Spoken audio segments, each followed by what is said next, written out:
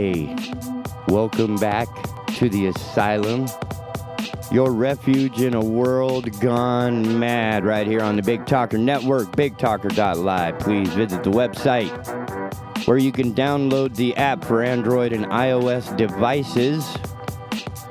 Oh yeah, it gets better from here. Then you can pair that smart device with your automobile's entertainment system. Take the Big Talker anywhere, everywhere you need to be, whether you like to be there, need to be there, want to be there, or not. It's also an email link. You can send us any comments, questions, concerns, compliments, critiques you may have. We cannot improve without your help. I was half expecting to have a co-host or an actual morning host, but I guess Chad is not a part of this program. Oh well. We shall carry on anyway, because I am not even worried about it. I have way more things to do today, including what happened last night. Yeah, all that good stuff. Everything's different. Yeah, everything's different. So we're going to try and bring up some stories. I have none, because I thought I was going to have a host who knows politics. But here we are. All right. Not even responding to messages. Nothing. I mean, I'm thinking of just, checking my own email here. No messages there. Even I might have some news stories here. This is what it's like when everybody's on board and wants the station to succeed. It's one guy left sitting in the chair at 8 o'clock in the morning making penis jokes and laughing at the orange guy who's in such deep doo-doo, he has no clue And what's funny is apparently last night the DOJ released the 36-page rebuttal. Oh yeah, this is getting ugly, ladies and gentlemen. And the RNC, right? They have a bucket of money that they've been bailing out Trump with for a while. Well, now the orange man got a notice that RNC is not paying for his legal crap anymore. So yeah, you're pretty much on your own there, buddy. Just like the rest of us, just like me here at the station, abandoned by everybody. Or at least the people that are supposed to be important. So I will go with the news. And be thankful the first one is not a penis joke, okay? We're talking about Missouri School District bringing back spanking. Apparently, corporal punishment is still legal or is currently legal in 19 states. Boy, I'd like to use some corporal punishment in our own little business here. Let's see, who wrote this? Neil Freeman. Coming out of morningbrew.com, which is awesome. I have some of my own morning brew. If all other disciplinary actions fail, teachers in Missouri's Cassville RIV school district will be allowed to spank a student with a paddle. Parents learned last week. The superintendent said the school board brought back the practice after parents asked for more punishments other than suspension. The parent has to approve the spanking of their child, but once they do, a teacher can use reasonable physical force on a student but give no chance of bodily injury or harm. A witness has to be present during the spanking, and a teacher or principal must give notice to the superintendent justifying the punishment. Well, that's just not... That's pretty weak. My God, when I was a kid, they'd whip your butt just... nobody there except the other kids. And they're all terrified. They're like, oh, no, I don't want any part of that. No, thank you. No. Okay, the big picture. You may be surprised to learn that corporal punishment, as it's formerly known, is legal in 19 states. That's because a Supreme Court decision in 1977, I was 12 years old, said the technique was constitutional and let each state decide on its own rules. More than 69,000 children were punished physically in the 2017-2018 school year, according to the most recent data. Spanking in schools has loads of critics, including the American Academy of Pediatrics and American Psychological Association, which say it's not effective and can give students trauma. A 2016 study found that boys, black kids, and children with disabilities were more likely to be paddled than their peers. Yeah, well, they're a little harder to get to. I admit it. I was one of them that was very hard to get to.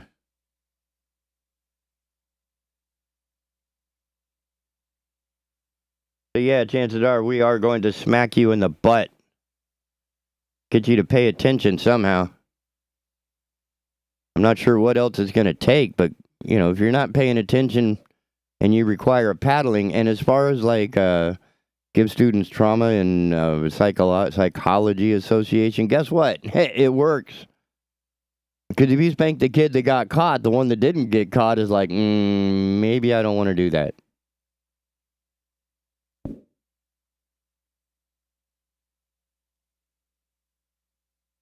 Oh, yeah, here's another story. An Indiana woman convicted of poisoning a man's oatmeal and strangling him to death with his favorite tie. Personally, I'm glad I took the divorce option. My life has been a lot more peaceful. Let's just put it there. Italiano. Italiano. Come on, give me the Italian guy. This should be good. Coming out of New York Post. Lee Brown. Italian man tests positive for COVID-19, monkeypox, and HIV all on the same day. That's a day you just don't want to get out of bed. You know, just stay there. Italian man has become the first in the world to test positive for COVID-19, monkeypox, and HIV all on the same day. The unidentified 36-year-old first developed a fever, sore throat, and headaches 9 days after returning from a trip to Spain where he had unprotected sex with other men, according to a case study in the Journal of Infection. He first tested it positive for COVID-19 on July 2. Then within hours started getting a rash and small painful blisters around his body, legs, face, and butt, the study said. I'm glad they don't show a picture of that. That was pretty, He went to an ER and on the second day there again tested positive for COVID-19 as well as monkeypox on the same day, July 16. He also learned that he had HIV despite being negative when he last tested in September, the study said. Apparently the rain in Spain doesn't fall just on the plains. As this is the only reported case of monkeypox virus, SARS-CoV-2, and HIV co-infection, there's still not enough evidence supporting that this combination may aggravate a patient's condition. I got $1 that says it does.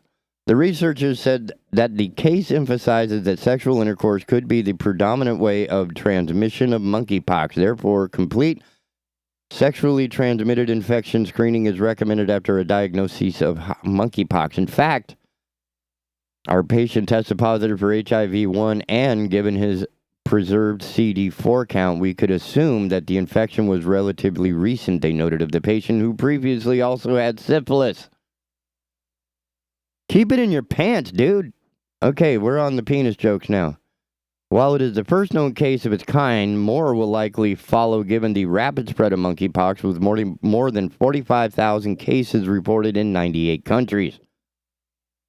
The majority of cases were registered in gay or bisexual men, often suffering from other STIs, they noted. As these pathogens continue to spread, individuals can be simultaneously infected with monkeypox virus, SARS-CoV-2, and an STI, making it difficult for physicians to perform the correct diagnosis, they said, noting how many share similar symptoms. Healthcare systems must be aware of this eventuality, promoting appropriate diagnostic tests in high-risk subjects, which are essential to containment as there is no widely available treatment, they wrote. Well, I just let the situation resolve itself, you know? I mean, the guy is obviously, he had unprotected gay sex. It's just like voting for the bad guy. You get what you pay for, you know? I mean, what were you expecting? A hit record, right? I mean, what a combination. What a combination. But if you're going to go out, I guess, go out doing what you love, as it were. Get it? Apparently, personal responsibility needs to be reinforced, so corporal punishment and this type of stuff only sort of adds to that entire situation. So, the situation will resolve itself. I promise.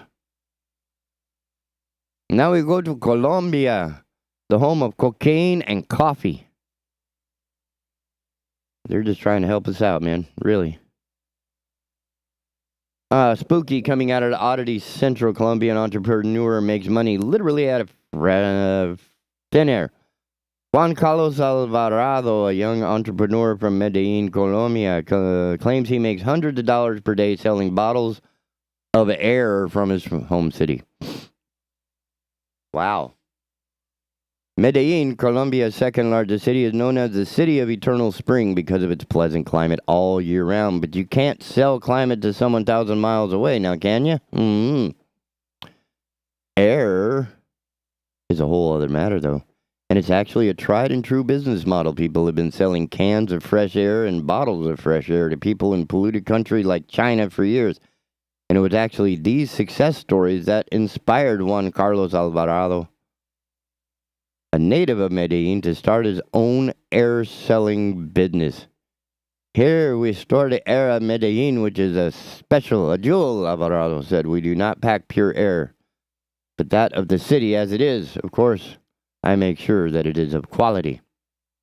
The young businessman, who also tried his hand at singing, claims to have created a special method of capturing the air and packaging it in small glass bottles, which have to be thoroughly cleaned to ensure the absence of any kind of odor.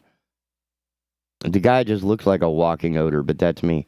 I created an efficient device, an air collector that takes between 15 and 30 minutes to trap the particles to generate that feeling of spring.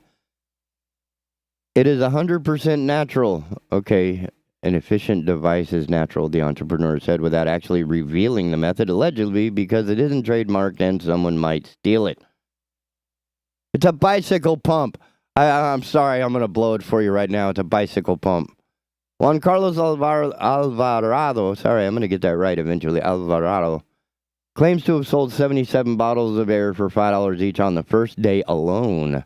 Inspired by his unexpected success, he doubled down on his business, and by the third day, he was allegedly selling around 300 bottles to tourists in Parque Lleras in Medellin's El Poblado.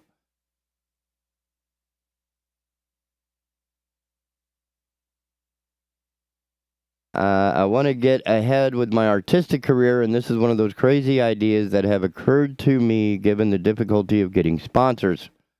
I'm guessing because you can't sing. Bottled air can make you laugh at first, but this is a ready-made product. Man, we are stupid. Medellin Air has been getting a lot of attention on social media as well as on national television in Colombia, bringing in even more customers for Alvarado. He has since set up social media pages for his unique product to help him sell even more. Although some have called Alvarado a scammer for charging serious money for an empty bottle, he disputes those accusations vehemently. People criticize me as a scammer, but it's a tougher business than it looks. It's never easy to fill a bottle with air. It takes 15 minutes at the shortest and 30 minutes at the longest to put the clean air of Medellin into the bottle, he explained. Ha! Really? You just open the thing, set it outside, put a cap on it, boom, you're done. 15 minutes. Obviously not a very, not a very efficient method for collecting air. My lungs do it pretty efficiently, and I don't have to wait 15 seconds or 15 minutes, 30 minutes. Tasty. But I smoke, so, I like to flavor my air all kind of ways. It's not like the vapors, right? Because the vapors come up with some serious flavors for their stuff. All right. Well, looks like the internet is going to not cooperate today.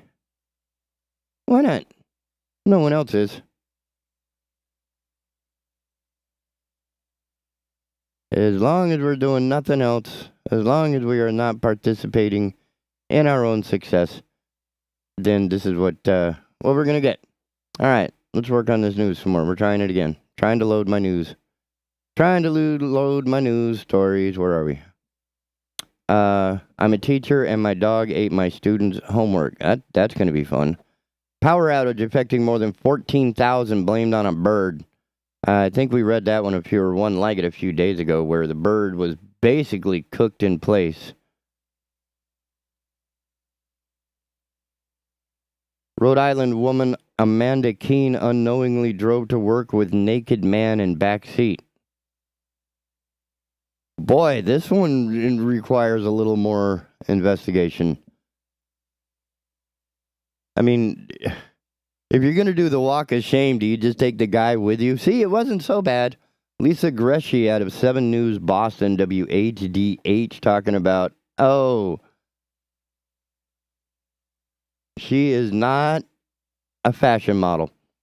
Easton, Massachusetts, a Providence, Rhode Island woman is speaking out after she unknowingly drove 45 minutes to work with a naked man sleeping in her back seat. I don't know how to put it into words, said Amanda Keene. It really took a minute for my mind to, really understand what I was seeing. I guess so. I mean, most of us understand what a naked man looks like. Not that it's a welcomed sight, but certainly it wouldn't take me a minute to understand what I was seeing. But then again, this may go with the fact that never mind. Keene is an overnight delivery driver for Honeydew Donuts in Easton. After her commute from Rhode Island late Sunday, including a stop for gas, she heard something in the car that wasn't her podcast. All of a sudden, I heard moaning.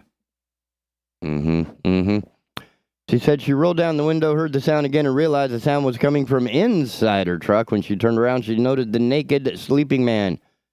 She said he was sleeping with his head on one side of the back of the front seat. He had pulled her rain jacket over himself as a makeshift blanket. Never anything I could have ever imagined happening, she said. It's things you see on TV. She added that the incident made her feel like her privacy was invaded. Easton police said the man must have entered her car in Providence, and Keene thinks it may have happened while she was bringing in groceries. The 911 operator was like, what? Even he was flabbergasted, she said. Police said the man was Jose Osario, 21, of Providence. He was extremely intoxicated at the time, and police later learned he had consumed alcohol and marijuana earlier in the evening. Don't blame it on the weed, blame it on the booze. Police said they found him with a pair of shorts around his leg and a shirt around his arm. He'd been charged with breaking and entering into a vehicle. I'm lucky that wasn't more than just a naked guy in my back seat, Keene said. It really made me a little more thankful for, life. Because it could have been really bad. Whew. Yeah, I think Osario is going to be, let's hope he hits an AA meeting. Yeah, that's just not a good way to go about it. Yeah, don't do the reload. You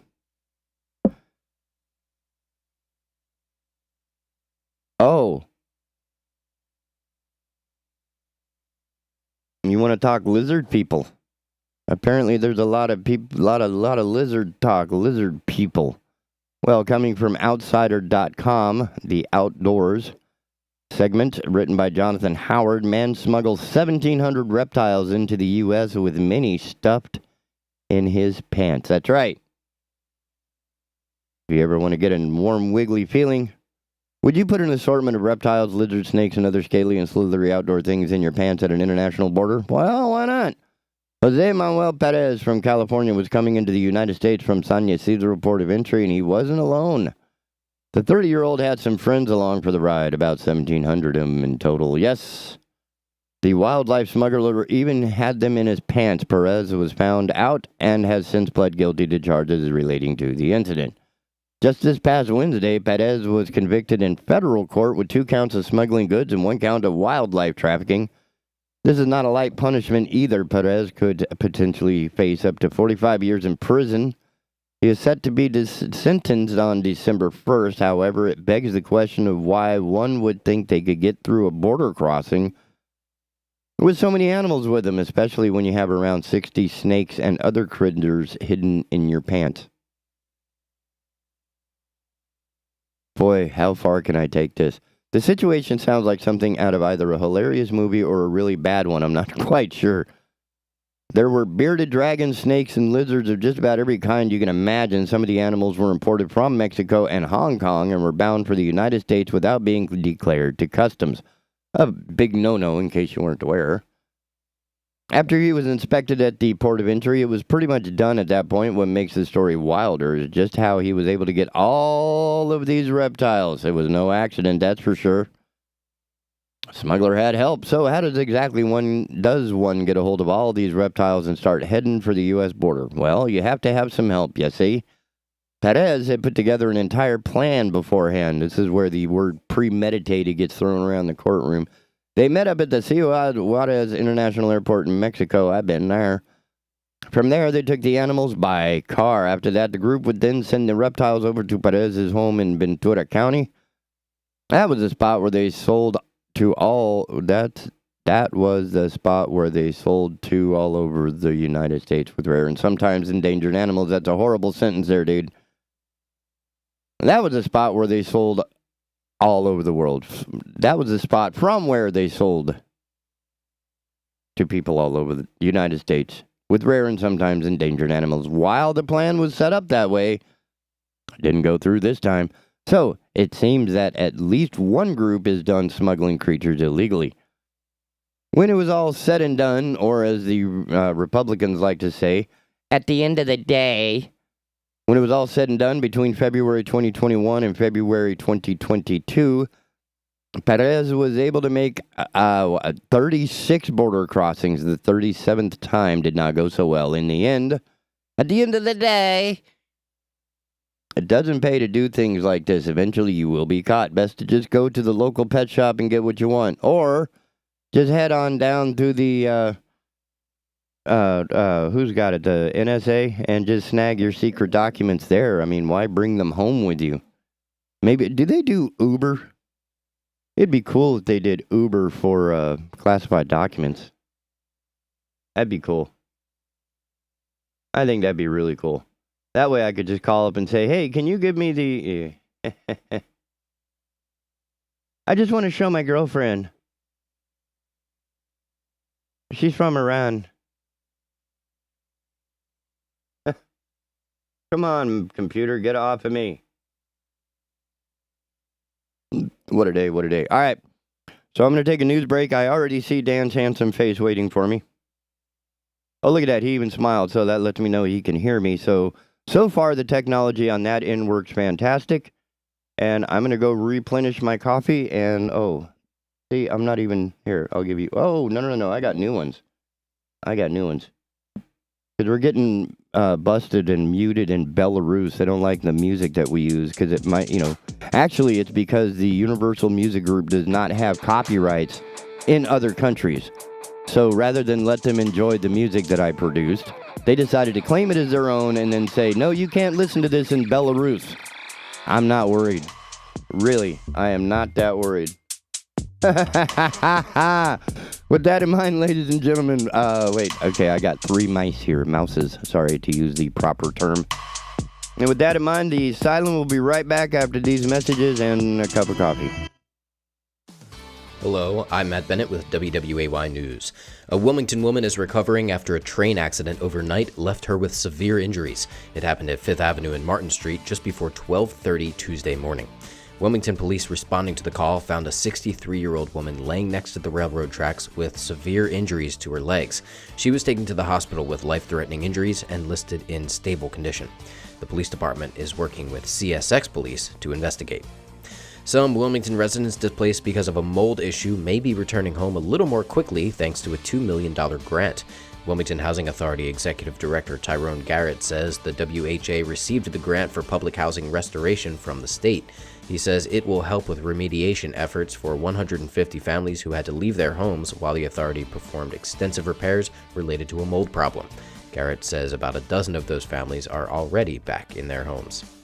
In Columbus County, leaders have officially terminated the state of emergency declared at the start of the pandemic. Now, the county is dealing with a new health challenge that's spreading across the state. The end of the COVID state of emergency comes just 2 weeks after a drop in the county's case numbers led the CDC to list it as having a medium level of spread rather than high. Now, with the county dealing with its first case of monkeypox, County Health Executive Director Kim Smith says the disease can impact any demographic. And we now know the names of the otter pups at the North Carolina Aquarium at Fort Fisher. More than 14,000 people voted online and in person from a list of possible names selected by aquarium staff. And the big winners are Stella, May, and Celine for the 3 female Asian small-clawed otters. The pups were born on May 21st during a full moon, king tide, and storm, and their names now reflect that night. Stella is Latin for star, May is the Thai goddess of water, and Celine is Greek for moon. For more on these stories, you can head over to WWAYTV3.com. I'm Matt Bennett. Have a great day.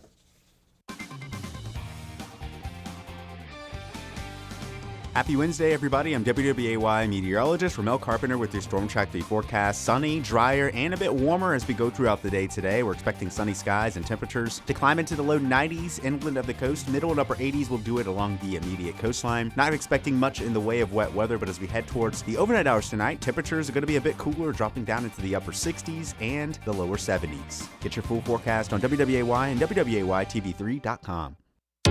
This news and weather is brought to you by Two Men and a Truck. For your free quote, go to twomenandatruck.com.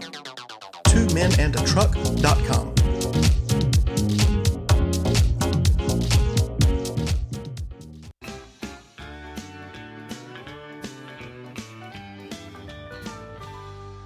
Marine Service Pro and the Tackle Box Seafood, located at 8210 River Road, Southport, is open Monday through Friday, 8 to 5, with the Tackle Box open Monday through Saturday, 7 to 6.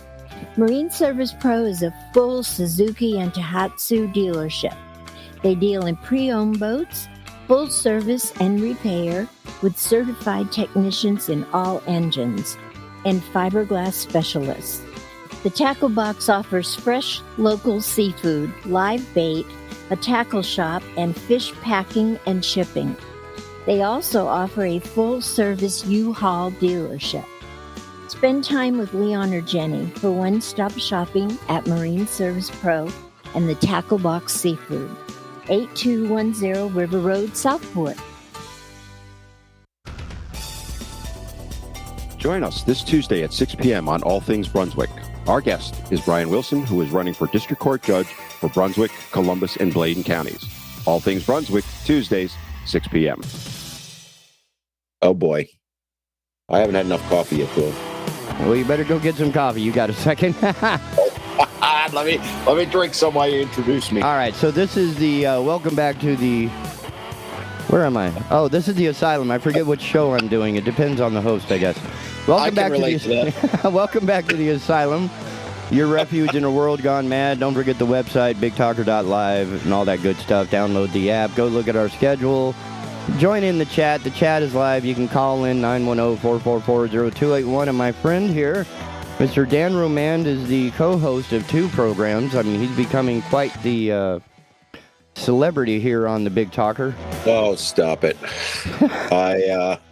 Yeah, last night's show, All Things Brunswick, I thought was one of our best ever.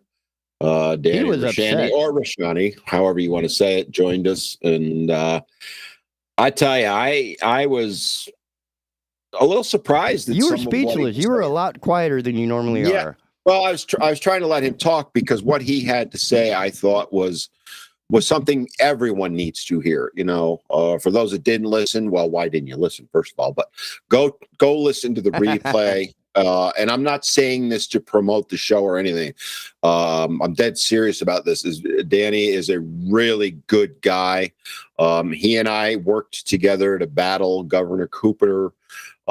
He's a gay conservative, and he catches a lot of let's say black is the word you're looking for. Bovine excrement. We'll go with that for his beliefs. And for him to be able to speak so eloquently about it, that's why you didn't hear me talking much, because why would anyone want to listen to me? Listen to him, right? What he had to say. And that was I thought, an outstanding show. Yeah, it was really good, and I hope people go listen to it for real perspective from someone who's speaking from the heart. It's a lot more adult than the Asylum. I give you that much. Well, we all have our little niches, right? Well, I can it's only funny. do so many penis jokes. We only have It's one. funny because, I go from that show, political, to Living Fit After 50 on Fridays, which is pure fitness, no political. And this, what I do with you, is kind of in between, right? This is sort of the respite where you don't have to be entirely serious until I ask you one of these serious questions. All right, you got a serious question for me? Oh, yeah. So you're familiar with things like deltoids, lats, Yeah, quads, I have some. Abs. But what about tarsus? What about it? What about metacarpals? What about the smaller muscles, the smaller bones in, because I jacked my hand up pretty good, and it still I was going to hurts. say, I was Now, about to ask, what did you do to your hand? I had a feeling. I got in a fight with some Velcro. That's as far as I will. The rest of it you can just fill in your mind. But the question is more along the lines when doing fitness work. And a lot of what we've discussed so far is more about balance and more of the larger muscle groups. But in our older age, the age-old joke, get it? Age-old joke of the child needing to open the child-proof medicine bottle for grandma. So some of these smaller muscles and strength still need to be a part of our life after 50 as well, right? So what do you I do would with argue that? more so. Okay. I would argue it's more important then. Yeah. How do it's you funny how do you mentioned work on those tiny little muscles? Because when you play guitar, you see all these little tiny muscles rippling down your forearm, right? Yep. But there's no real exercise machine. What's it called? A Smith machine? Well, Smith machine that But was invented by Jack. Right, the Jack LaLanne Jack invention. LaLanne. But those are all by big the way, muscles. we did a show with Jack LaLanne a couple weeks ago on Living Fit Up 50. Go check it out. How'd you like that little promo? We cover all let's the talk bases. about it. Because as a guitar player myself, you can probably see them in the mirror behind me there. I'll just move my head. But also, you mentioned the prescription bottle, and I was kind of chuckling when you said it because over the weekend, I had a fight with a prescription bottle myself. And now your hand is in a wrap. Right. So I'll tell you, one of the things that I've noticed over the last really 5, 6, 7 years is how much I've lost in my hands. And I don't mean just strength, although that's part of it. It's also the flexibility and the ability to do things, which is exactly what you're talking about. Yep. And I've had to adjust my training for it. Now, let's go, for example, like you're talking about guitar playing. My ability to play guitar was never that great. I'm one of those ones, I have zero natural talent. I have to practice constantly to be moderately good. Okay. But the problem I have right now, and I don't play that often anymore, is because I don't have the ability to put that much time into it.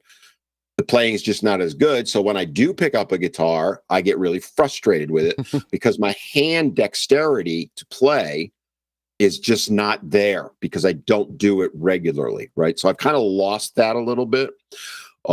Strength would be the other one. A perfect example for me is deadlifts.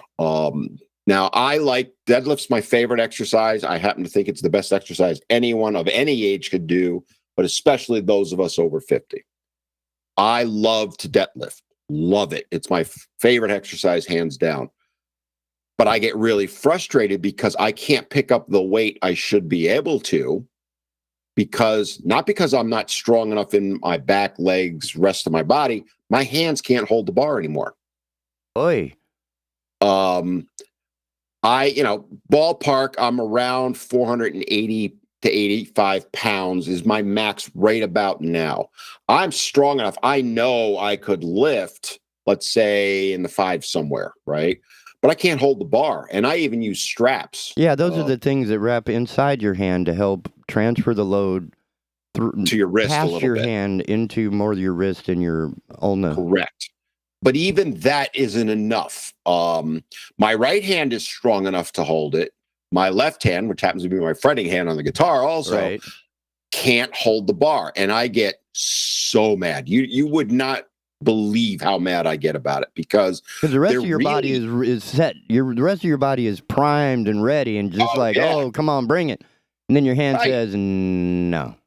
Yeah.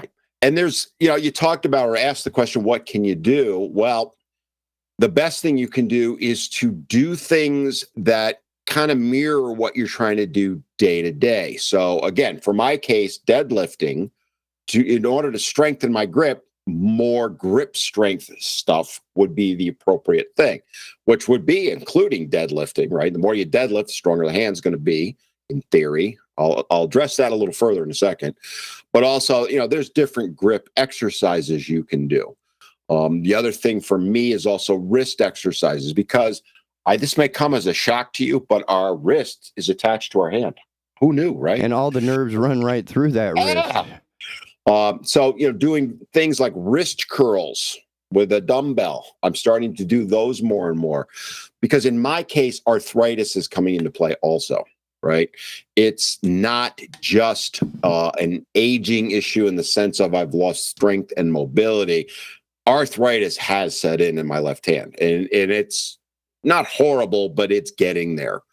And, to speak to what you're talking about, it's very frustrating. And what a lot of people do as they get older and they start feeling the effects of arthritis is they give up, right? I can't overcome it. I'm just going to not do anything. That's the worst thing you can do. That's like the beginning, that's the recipe for atrophy, right? It's exactly what it is. The perfect way to put it. Which is why, circling back to the guitar playing, the best thing I could do would be to pick up my guitar for 20 minutes a day and just play, which is something I love to do. I just don't have the time, and I need to make the time. And it's funny you brought it up, because I was thinking about this over the weekend, because that damn prescription bottle, I was so mad. I was like, Were you stymied by a bottle? I eventually beat it, but with a hammer. I wanted to. I actually contemplated cutting it with a knife. I've used pliers before, where you just go to the bottom of the bottle and just hit it really hard, and then put them all in a Ziploc bag. It's the same thing like opening a jar or something, right? You get so mad about it. Because you should be able to open this damn jar. I mean, I can, press hundreds of pounds, right? But I can't open a damn jar. Are you kidding me? But I'm trying to work on various things. For me right now, it's more about grip strength and maintaining that, but I need to work on the flexibility. Now, are there any toys or, mini Smiths that would do, Because, I mean, we also need to do toe curls, because believe it or not, the walking balance is actually managed by your toes. Big part of it is by your toes. Again, it speaks to how everything's all interconnected. As I always joke, when an acupuncturist wants to fix your foot, they'll stick a needle in your ear. There are pieces of equipment. There's things they're called blocks. There's different terms for them, but they're basically for working on your grip. People have used stones back. Well, I'm aging myself big time now. The little grip stones, right? Mm-hmm. Grip blocks, they're known as. There's different terms for them. Those can be fantastic. And, you look at me, I'd probably be doing something with like a 50 or 60 pound stone to try and grab it and make it. But that's where I'm at. You might be at 20 or 30 right now. No, I'm at a cup of coffee, dude.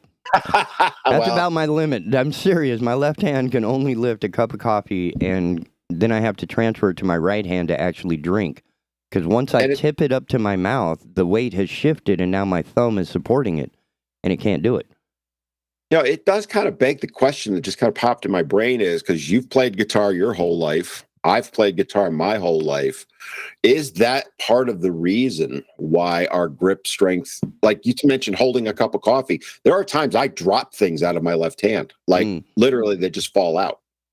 I wonder if the guitar playing has something to do with that, because I have noticed a difference in my relaxed and grip strength prior to this injury, obviously, where I know that my left hand is a lot stronger than I realize, because I have broken glasses, like just, a drink glass, and broken it by gripping it too hard.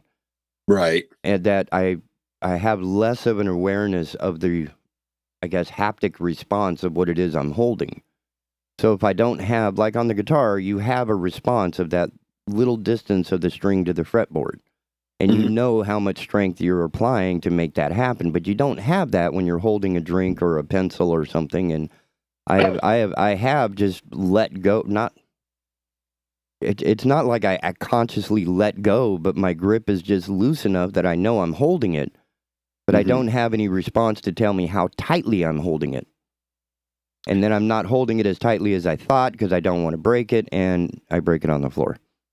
I now that you're talking about that, I kind of think I'm the same way. It's weird. I can't explain it. And because it's not like I lost the grip or consciously let go. It's just my response to my hand is like, I don't need that much strength when I'm holding, a plate.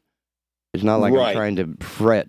Bar chords are one of the best exercises ever for hand strength, and I just don't need that much strength. Yeah, it's an interesting point that you're postulating, and it's something I got to ruminate on because I think there's something to that. It's because it's kind of like after you work out, the next time you reach for, say, your duffel bag or whatever, it feels a lot lighter, and you almost throw it across the room because your muscles are already toned for this 200-pound weight. You reach for a 5-pound weight, and it just it's nothing now. And you just, and you're throwing it by accident a lot further than you mean to. And I'm wondering if that's not the same type of effect that I'm experiencing. You really got me thinking on that because I think what you're postulating, I think there's something to that because I have the exact same sensations that you do, right? Picking up, say, a cup of coffee, I sometimes it literally falls out of my hand. I don't consciously do it. I think subconsciously, I'm like, you don't need to super grip this. But again, I don't hold it tight enough and it slides out. My wife cracks up all the time because, I'll be in the kitchen doing something and all of a sudden something will drop out of my hand. And she's like, what are you doing? And I'm like, I'm just marinating the floor. Yeah, I don't know. But it's interesting because, as we get older, these are things you hear about all the time from people, a lot of times in their 60s, 70s. And it gets progressively worse. And the best solution, and I tell people for any bodily issues you have along the lines of strength, dexterity, mobility, keep working at it. Because if you don't, it is going to atrophy. It's going to get worse. I have a great example. Go ahead. Keith Richards. He's older than you and I combined, and the guy still plays guitar every day. Better than you and I combined in our lifetimes could ever be. Well, I'll tell you right, he's way better than me. Well, I can say this. I doubt I'll be able to write the number of number one hits that he has. I would take one hit because that one hit, how many millions has he made off Satisfaction? You think about that. More than enough to buy a car. He makes more in a year to buy a car than we do with that one song. I read somewhere, just not to sidetrack, but Paul McCartney makes something like $2,000 an hour just on radio play. Well, it helped to buy back the Beatles catalog. It gets the publishing too. But even before that, with just the artist royalty, he was something like $2,000 an hour. Good for him, right? He wrote the songs. Let him get the credit for it. But you're right when bringing up people like Richards, Jagger. McCartney is a perfect example. McCartney's 80 years old. Even DiMeola, right? Because DiMeola is one of these speed demon crazy guys that. Yeah. Now, it did force, for example, Danny Baker, also known as Unknown Hinson, to retire. It forced him to retire. The pain that it takes to continue playing exceeds his ability to, drink past it or pour his own shots or whatever it takes to get through the shows. He can't take it anymore. So at some point, it's a physical thing, but getting there can be delayed with the help of just simple, we're not talking like trying to lift a house or a car. You're talking like a 2-pound dumbbell and just doing little wrist curls. Day-to-day stuff. right? You know, we talk about guitar, like you said, lifting weights, stuff like that. The real payoff is the day-to-day stuff, right? Being able to hold that coffee cup, for example. Because that's a requirement. Because that is beyond a requirement. You would be dead without that. At least I would be. But you look at, and that's one of the things we talk about all the time with people is when we're training them at the studio or online, our focus is on making improvements to the day-to-day life. We don't train the person that's looking to go to a bodybuilding show or be a strongman lifter. Can I do it? Yes. Have I done it? Many times. I've trained many people for strongman type stuff. And occasionally we'll have that person come in and they want to work towards that. And we're more than happy to help them. But the primary focus of our training is day-to-day life, right? Being able to get off the couch, get out of the car, simple tasks. You guys were talking about the sit to stand thing. Sit to stand, right? We were talking about the other day or a couple weeks ago. That it seems like, well, why do I need? That's so simple. It's simple for you right now, but in 5-10 years from now. Do you remember your grandmother getting out of the chair? Yeah. That's you. That's you. Not right now, but that's you. You know, I talk about this really with like 40 and 50-year-olds more than anything else is the payoff to you working out in your 40s and 50s. Yeah, there's a benefit now. I'm not saying there's not. The real payoff is in your 70s and hopefully 80s. And I have clients that I've been training for 20 years now.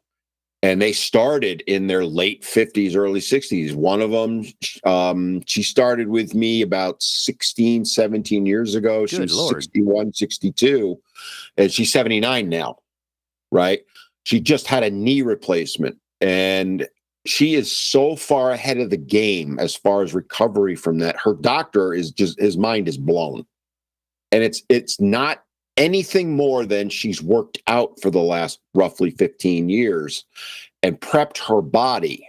And she's able to do things now 5 weeks out from surgery that my wife, who had it in January, is still just getting to the point she can do it. And this is like the type of stuff where you guys flip those massive semi-truck tires. Oh, that's fun. You guys do that? Yeah, we don't now. We have in the past. We had an 850-pound tire. I think there was one around 500 and a 350. That to me just smells like, it just looks like a hernia waiting to happen. It's not though. It's, if you know how to do it properly, I will tell you, people love it. It's almost inevitable you're going to fall in love with it because it just feels good, you know? Because if the goal is to get the tire from this line to that line, the engineer in me is going to pop that thing up onto its lateral axis and roll that puppy all the way down to the end and knock it back down and get my burrito or whatever the award is. Yeah, it's funny. You bring that up, and I'm thinking back to, you know, I had a couple of women that were in their late 60s, and they kept looking at the tire going, we can never do that. We can never do that. Nope, right? So finally, one day, I don't know why, because I would bring it up once in a while, but one day they're like, we want to try it. And I'm like, okay. So they did the 350 tire like it was nothing, the two of them combined. It wasn't even a struggle.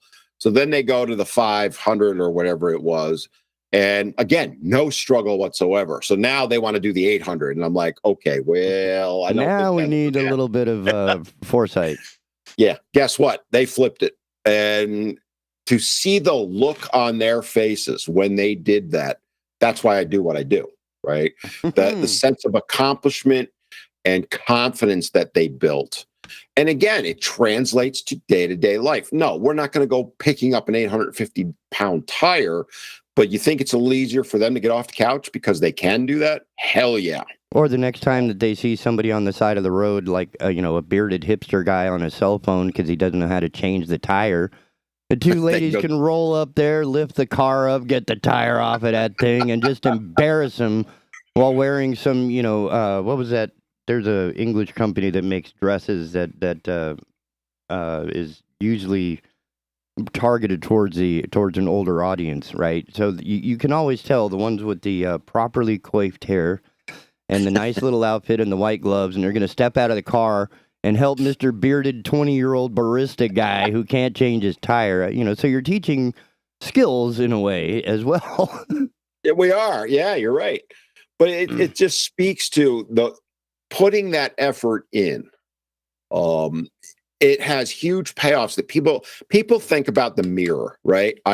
What I look like in the mirror, that's why I want to work out. That's what I'll say probably 80 to 90% of the people do. Yeah, that seems But like in the reality, recipe of every New Year's resolution. yeah, right.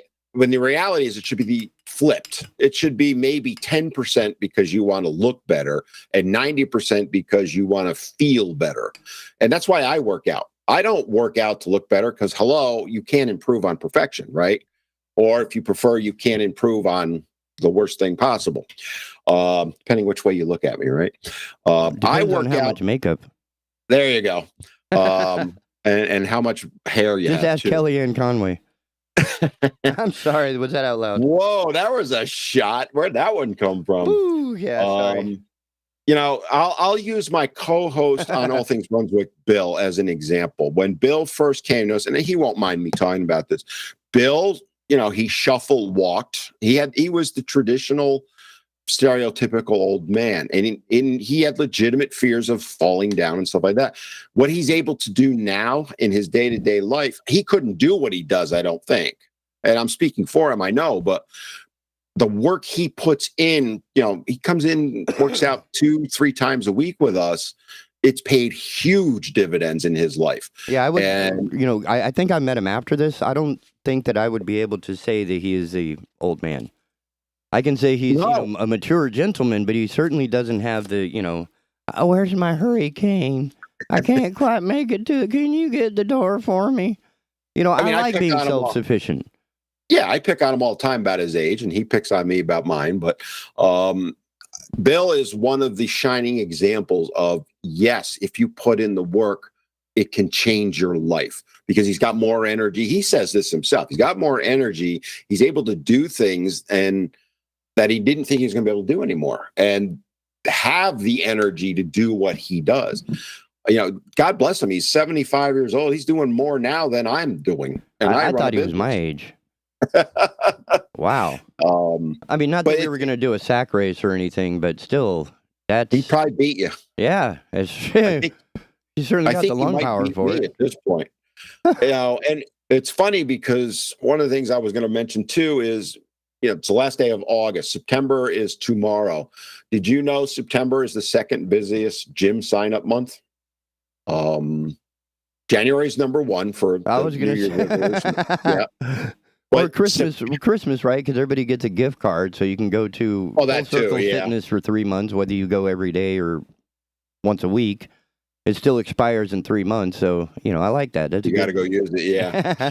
But September is second, and it's not that far behind January, believe it or not. And the reason is, well, it's that, and I'll tell you what the real reason is next Tuesday, right, the day after Labor Day, there's going to be a bunch of people stepping on the scale, and they're going to go, oh my God, because what people don't realize is people think you gain more weight at the holidays than any other time of year. No, it's summertime.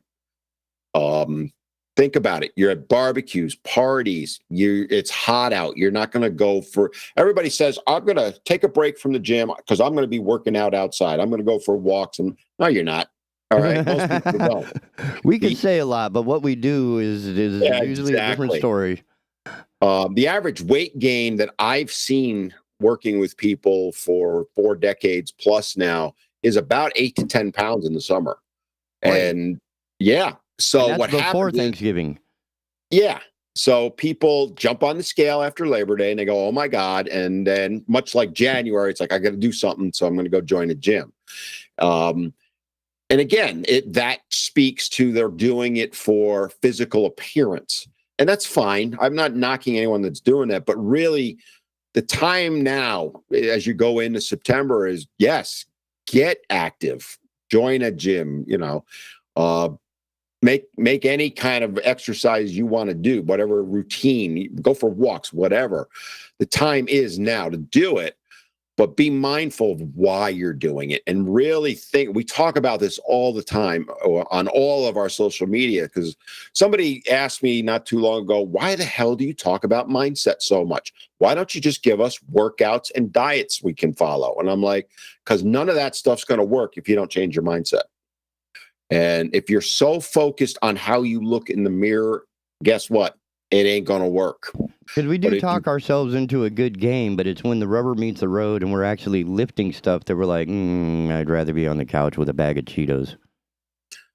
Hell, you talk about lifting stuff. They can't even get out of the car sometimes. It brings back the old joke. People will find the closest spot to the gym door so they can get on a treadmill and walk because they don't want to walk from the car thing, Yeah, man. But if you really, if this time of year is coming and you're thinking about, maybe I need to join a gym or start a routine or go on a diet or whatever, really sit down and think about what are your objectives. And if they're strictly appearance, I hate to burst your bubble, that's going to last you a few weeks at best. And which is why most people, using New Year's as the perfect example, they join a gym. Usually the second week in February, something like 90% of them stopped going. Yep. Because it's pure appearance that's driving it.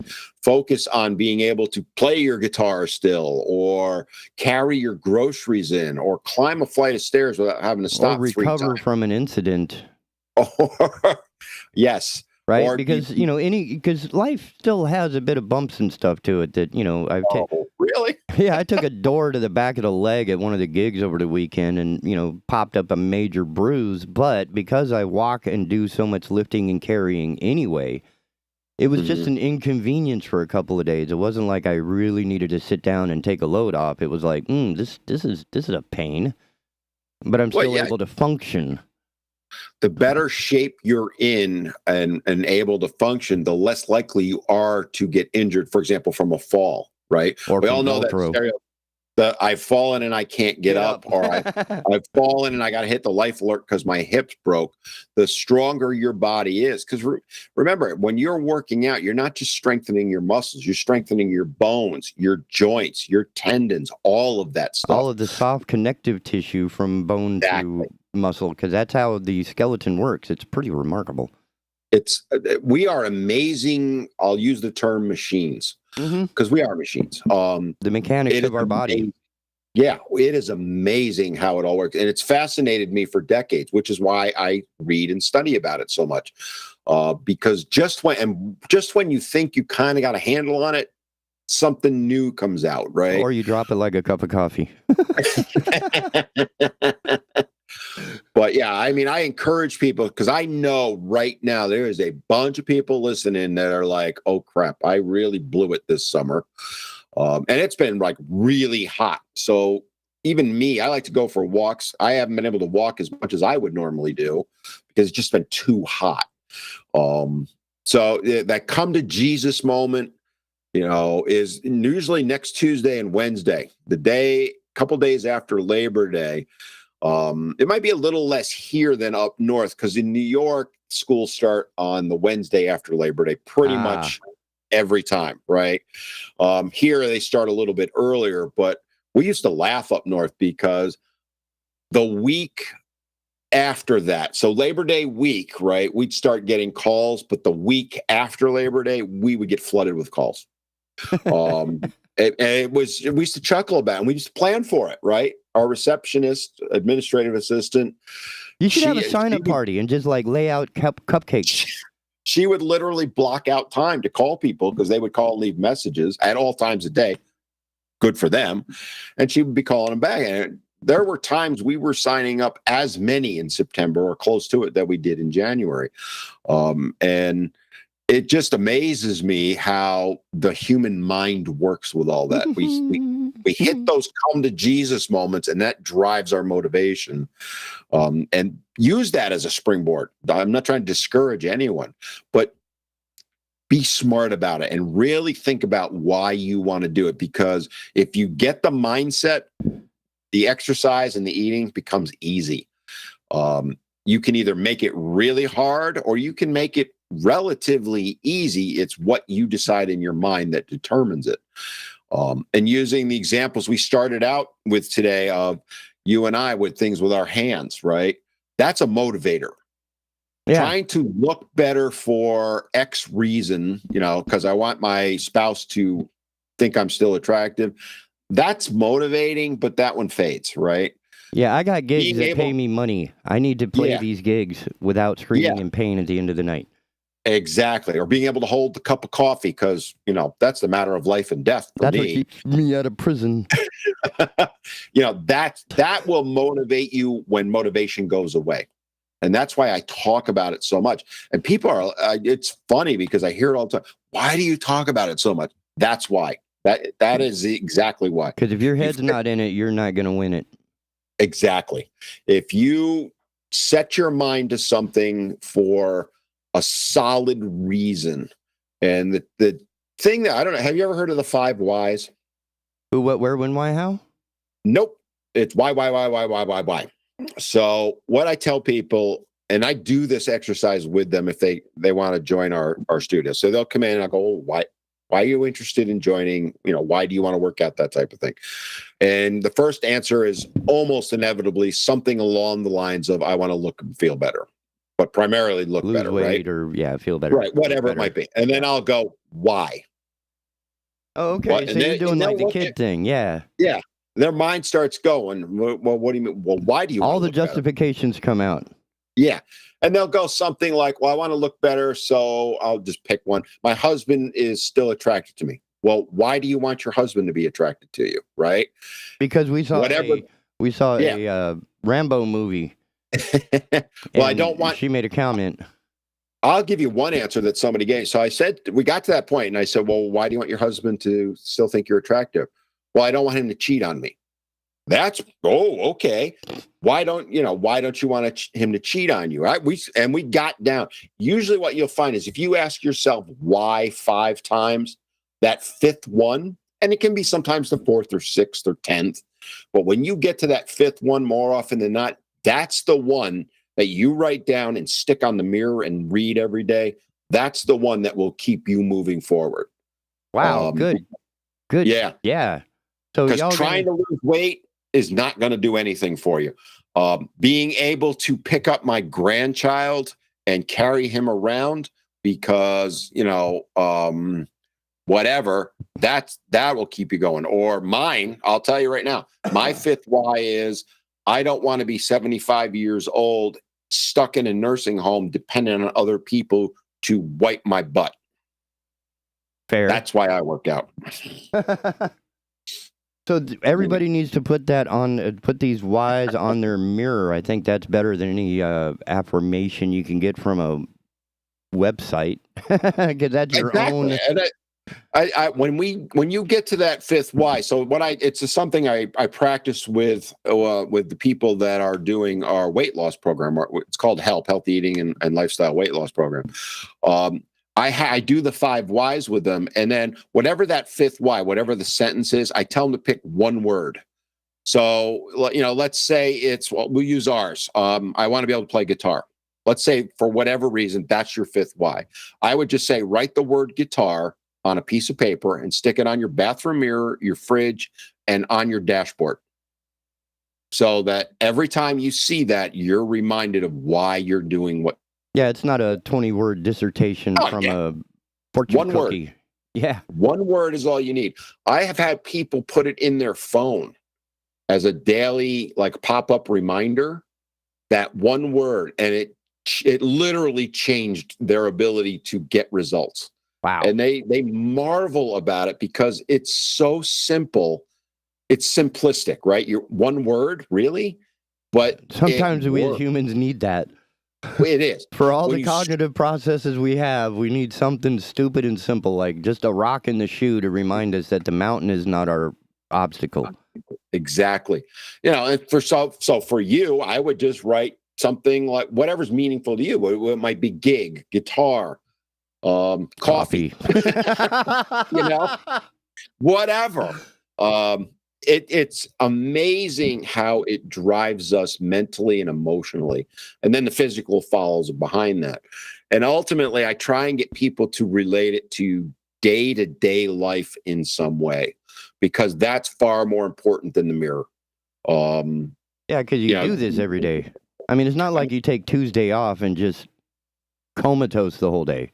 You actually, even if you have the day off, you still have to get up, eat, drink, be merry if you choose, that sort of thing. But yeah, having that consistency is hard for a lot of people to get started. And this does seem like a pretty simple, so here's what's interesting is that you have a fitness company whose first thing is going to be mental access. They are going to get to what it is you're hiding from yourself and use that as the core motivation so that you can strip away all the other, how did you put it, bovine excrements to the side and actually get to the core of why it is you're there. And I think that would have, I think this is how Olympians work, right? You don't get to the Olympic level of competition if your head's not in it.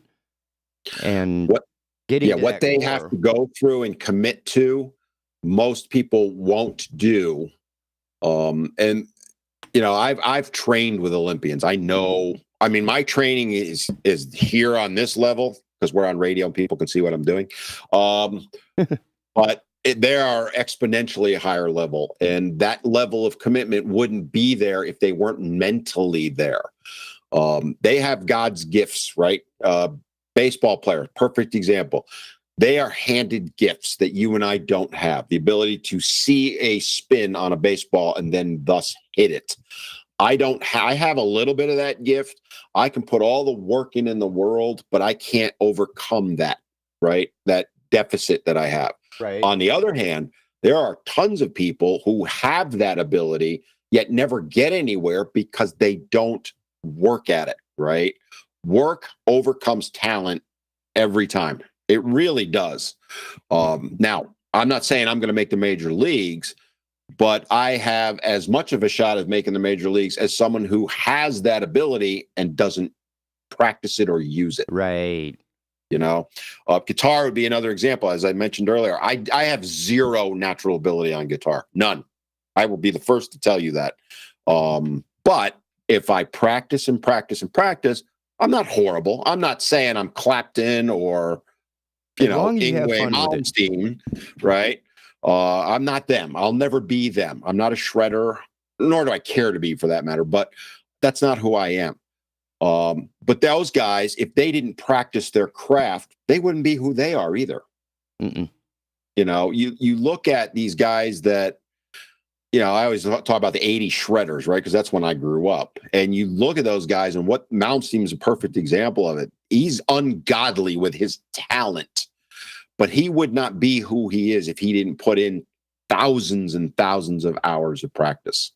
And again, his motivation is whatever his fifth why was. I want to be, let's call it a guitar god. He did both the talent and then the work. So that's why I strive so much to work with people, because what happens is, especially this time of year, they'll go to that purple and yellow gym. They'll get their $10 membership and they'll never set foot in the place. Right. I knew the owner of five of those, and he used to brag that somewhere in the neighborhood of 90% of his membership didn't come in at all. And he loved online signups because more than 50% of the people who signed up online to get a membership to his gyms never once set foot in them. Wow. Because that's why they make it so easy and why it's $10 a month. Because $10 a month on your credit card bill every month, well, yeah, I'm going to get to the gym this month. I'm not going to worry about canceling it, right? And they do that over and over and over and over and over again. There's people I know, because they come into us and we're like, well, have you ever had a gym membership? Oh, yeah, I've had a gym membership to X gym for the last 5 years. And I'll go, how many times have you gone? I've never set foot in the place. So that explains a lot. Yeah, you spent $120 in a year for 5 years. And got nothing out of it. There's a whole marketing strategy behind the big box gyms. We could do a 5-hour show on that. And that's what sets us apart from them as a training studio, because when was the last time you had a gym membership and your gym called you up to say, hey, we haven't seen you in 3 months. What's going on? Right. Yeah. The only time you're going to hear from them is if your credit card expires and they need the new credit card info to bill you again, right? Whereas with our studio, for example, and small group training in general, I'll tell you right now, Lori, if every week she calls people that haven't been in for basically a week to 10 days, right? Unless we know there's a reason, like they're going on vacation, they'll tell us. Or But they're if having we don't knee see surgery. someone, yeah, they'll tell us. But if they don't tell us what it is, and we're like, oh, geez, we haven't seen Jane in a week. Lori's on the phone. Hey, Jane, where are you? What's going on? Blah, blah, blah. And that is what people really appreciate, because we actually care. And we want them to succeed. Yeah, we're a lot more money than that place or any of the other small gyms. But the difference is their business model is they don't want you to come in. Their less model work, the more is, money.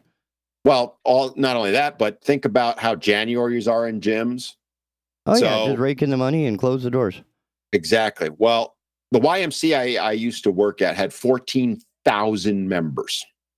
Less than 1,000 came in on an average month. Can you imagine if all 14,000 showed up every month? You would have no room. You literally would be standing shoulder to shoulder, right? So their business model is predicated on people not showing up. Ours is the exact opposite. We want people to show up, and if they don't show up, they're going to hear from us. And Lori is a champion at it. She makes them feel so good in that. And that's, again, it's finding that person or a group of people that can kind of help you along and make sure you stay towards your 5 whys, right? Because it all works together. That's really what it comes down to. Man, good stuff. And people put the one word on your mirror right now. Exactly. And we'll be talking a little bit about this, I'm sure, on Friday on Living Fit After 50, because it's a friend of Lori's who started running and walking at age 50. And now has done marathons and all that. And we're going to be talking about, we're not trying to get people to go run marathons, but talking about getting the process started, how to go about doing it, that kind of stuff. A little bit more in detail than what we're talking about now. wow, nice. And that's Fridays at 1 o'clock right here on the Big Talker with my friend, Dan Romand. And our amazing producer, TK. I just happen to be there. And right now I'm preparing quite an interesting, the next segment has Dr. Larry Cahoon of the Cape Fear River Watch. And I don't know if you've been I'm sure you've been paying attention to the Kimwars chapter of our life. And apparently there's been quite a call, or a controversy, I should say, over the testing of the wells. And in the next segment, we actually have a water test result that Dr. Cahoon will walk us through. So one of the vital elements to life is water, and good quality water means good quality life. However, when a company comes along and decides to, test your water and submit you this there's 1,451 pages in this result, in this report. I do not understand 1,450 pages of technobabble, scientific stuffy stuff. Right? That I am very glad I have smart people like Dr. Larry Cahoon that can say, all right, this is what they're trying to say here. This is what they're obfuscating. This is what's really happening. So I'm looking forward to that. I have a question you can ask him for me, and I'll be listening. Okay. Ask him if there's anything to our water being acidic. And the reason I bring it up is that we have fish. We have an aquarium, and we've lost quite a few fish in the last month and a half, give or take. And we had our water tested, and the pH came back very acidic. And the people at the fish store were fantastic, are saying it could be your water. And get a water test. Apparently, the different forms of softening, which is all done by balancing the ions, sometimes uses sodium to extract or to add ions. I'm not sure of the process yet. I'm still learning about it. But that would certainly offset what would make, water not eat the bottom of a boat. Well, I'm curious. As well as your fish. Yeah, I'm curious as to, did something suddenly change? Because we had these fish for months and years, never had a problem. And then about early July, all of a sudden, they started dropping like flies. And they're saying, we've had pH tests done before and it's been fine. Now all of a sudden it's acidic. And we're putting in, I think it's called Balancer. My wife puts in the tank and all that. But I'd be curious if the good doctor can give any information on that, and I will certainly listen. Understood. Well, with that in mind, I'm going to go ahead and pitch to the break. I'm going to get him on the phone. And when we come back, I promise, I hope, Dr. Larry Cahoon will help us unpack what's in the water. Don't go away. The Asylum, your refuge in a world gone mad, will be back right after this. You're tuned in to the Big Talker Network, Wilmington, North Carolina's premier internet station for news and talk radio programming. Find us online at bigtalker.live. Enjoying Big Talker Network is as easy as asking for it. Program your digital home assistants such as Google Home, Alexa, and Siri to stream Big Talker Network content by simple voice command. Enjoy convenient hands-free access to program whenever you want, however you want by asking for Big Talker. My husband had a gun. Him and his friends would go shooting. The ammunition, unfortunately, was not stored separately. In a million years, we never thought that Emily could. There's a hole in our family that can never, ever be filled. 63 Americans a day die by gun suicide. With safe gun storage, we can give our loved ones a second chance at life. Learn more at endfamilyfire.org. Brought to you by Brady and the Ad Council. This week on Living Fit After 50, our guests will be Pam and Philip Howe of How to Run, a running program designed for those of us over 50. Join us Fridays at 1 p.m. right here on the Big Talker Network. Hello, I'm Matt Bennett with WWAY News. A Wilmington woman is recovering after a train accident overnight left her with severe injuries. It happened at 5th Avenue and Martin Street just before 12:30 Tuesday morning. Wilmington police responding to the call found a 63-year-old woman laying next to the railroad tracks with severe injuries to her legs. She was taken to the hospital with life-threatening injuries and listed in stable condition. The police department is working with CSX police to investigate. Some Wilmington residents displaced because of a mold issue may be returning home a little more quickly thanks to a $2 million grant. Wilmington Housing Authority Executive Director Tyrone Garrett says the WHA received the grant for public housing restoration from the state. He says it will help with remediation efforts for 150 families who had to leave their homes while the authority performed extensive repairs related to a mold problem. Garrett says about a dozen of those families are already back in their homes. In Columbus County, leaders have officially terminated the state of emergency declared at the start of the pandemic. Now, the county is dealing with a new health challenge that's spreading across the state.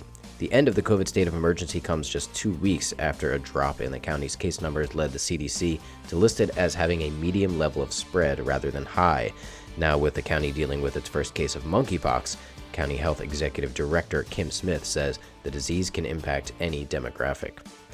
And we now know the names of the otter pups at the North Carolina Aquarium at Fort Fisher. More than 14,000 people voted online and in person from a list of possible names selected by aquarium staff. And the big winners are Stella, May, and Celine for the 3 female Asian small-clawed otters.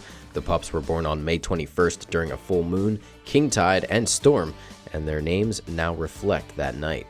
Stella is Latin for star, May is the Thai goddess of water, and Celine is Greek for moon. For more on these stories, you can head over to WWAYTV3.com. I'm Matt Bennett. Have a great day.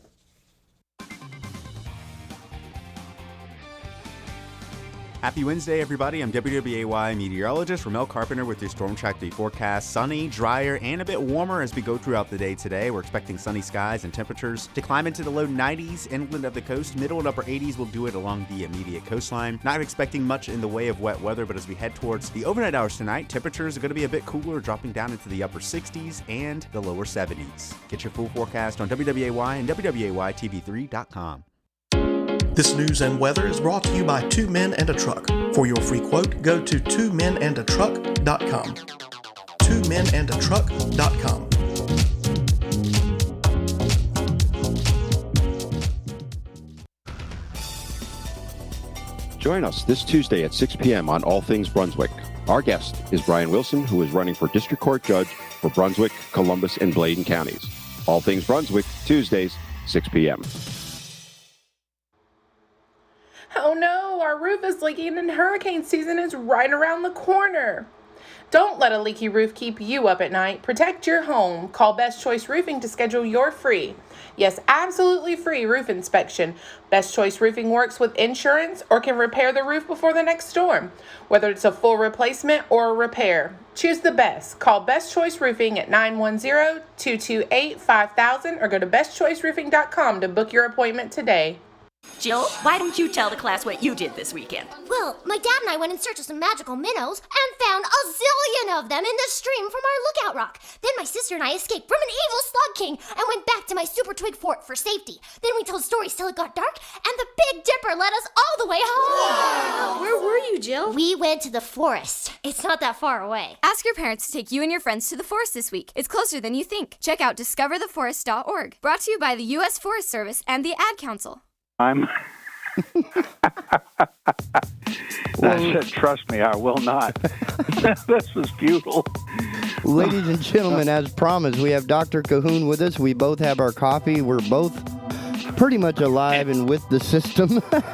And you are now back with the Asylum right here on the Big Talker Live, the Asylum, your refuge in a world gone mad. And Dr. Cahoon has, we have worked up something kind of special at the last second. A friend of mine, Jen, has had her well tested. And she got back a report that was 1,400 pages long, I believe. Yeah. I was like, what the hell am I going to do with 1,400? Are you out of your mind? Right. So trying to understand what is in, there's 1,431 pages in this receipt. Thank God she didn't send them all. She only sent the God. 5 we needed. Yeah. There were quite a few pages as it was, but and some of them were simply labeled example of a lab report, and had little notes on them that explained what the things were, but the meat of it came down to about 4 pages. Which makes the job a little bit easier. So, now this was done. The screen I'm showing right now is this is page 15, I believe, of the. Let me double check. Yeah, page 15. This is a huge thing. It shows 1431. Right, Eurofins. I mean, it's just ridiculous. Eurofins Environment Testing America. Now the testing was paid for by ChemWars. I do find that interesting. Now, I'm going to make a slightly... Right, because this is part of their issue, I guess. It's one of those. Okay. So, when interpreting the results that I sent you, I'm now zoomed into just the list of analytes, which is an interesting way to see that word. Now, these were all tested... the collection was tested in May. It was received and actually analyzed... in June, and she got the results last week. Yep. And here we have a list of entries, including antimony, arsenic, barium, beryllium, cadmium, calcium, chromium, cobalt, copper, iron, lead, magnesium, manganese, molybdenum.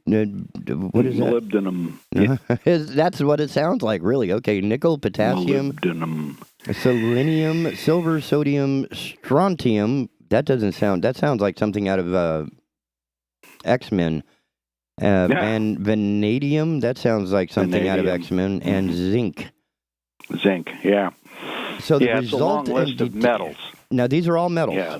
And these we don't metals. Want in our water. Some of them are nastier than others, and some of them actually are quite natural. And without going through the entire list, chapter and verse, some of these are what we call the RCRA 8. RCRA is RCRA, the Resource Conservation and Recovery Act, which is a very fancy title for, and not a very enlightening title, for a law that designates hazardous materials. Oh.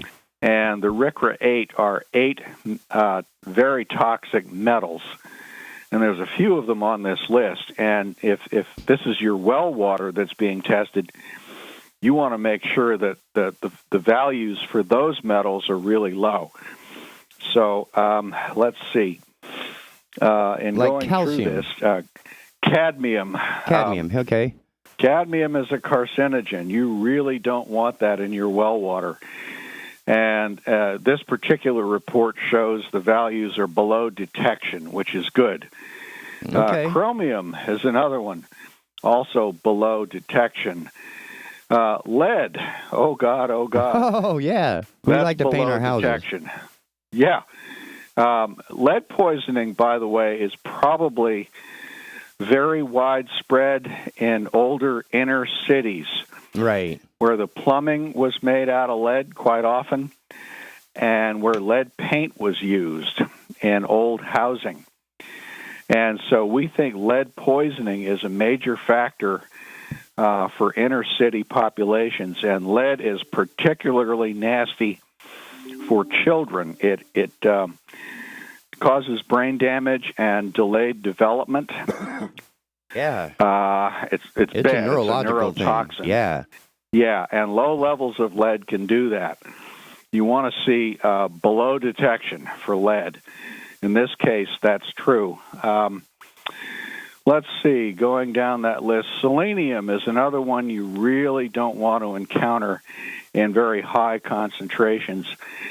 Selenium's kind of odd. There's some number of metals that are toxic at high concentrations, like selenium, but at low concentrations, they're actually nutrients. You need a little, but not too much. It's kind of like milk. I mean, milk is good for you, but if you drink 15 gallons in an hour, you're going to die. Well, it's kind of like coffee, too. If you drink 15 gallons of coffee, you're probably going to vibrate to death. I'm Just being vibrate. facetious, Yes. but yeah, too much of anything can be bad, but in the case of selenium, that's very true. A little bit is good. You need that, and you get it in your diet without any hassle, but too much is not good. That's also a carcinogen. Let's see. Along with that, there's some number of these elements that are occurring at levels that are detectable. In looking at the numbers here, I noticed that calcium, which is not toxic, okay? You know, your bones are made of calcium, right? Right. And that's good. You also have magnesium. But that's a ridiculously higher number. 1,500 detectable limit 24 is 1,500 like. I mean, why is it in there if it's not toxic? Well, because they're testing for everything. And here's the reason I mentioned calcium and magnesium. You've heard of hard water. Right. Hard water, it's difficult to make soap lather up. It causes scale on the pipes and the water heaters and in your cooking pots and all that. And the causes of hard water are excess calcium and excess magnesium. They're not toxic in any way. They're just kind of annoying. And so when I look at this report, I noticed, okay, there's calcium and magnesium in there. There's also a whole lot of sodium. And without knowing anything about this particular well or how the water is treated, let me guess that this well has a water softener being used to treat the hardness in the water. And what happens is that water softeners use sodium, sodium chloride, and they do an ion exchange. So sodium ions replace magnesium and calcium ions, and that softens your water. Soft water is easier to wash in. It lathers up better. It doesn't cause scale and precipitation and all that. And so what you're doing is reducing the calcium and magnesium and replacing it with sodium. The only problem with water softeners with added sodium, and there's a lot of sodium in this water relatively, is that if you're on a low sodium diet, for blood pressure or whatever, that's a little bit of a risk factor. It's not going to kill you, but it's a source of sodium that you might want to think about. Ask your doctor if that's a problem. The amount of sodium in there looks like a big number here, 270,000 micrograms per liter. A That's microgram like the whole is microgram. really, yeah, that's parts per billion, okay? So 270,000 parts per billion. Salt water is many orders of magnitude more concentrated than that. So you probably really can't taste the sodium in that water.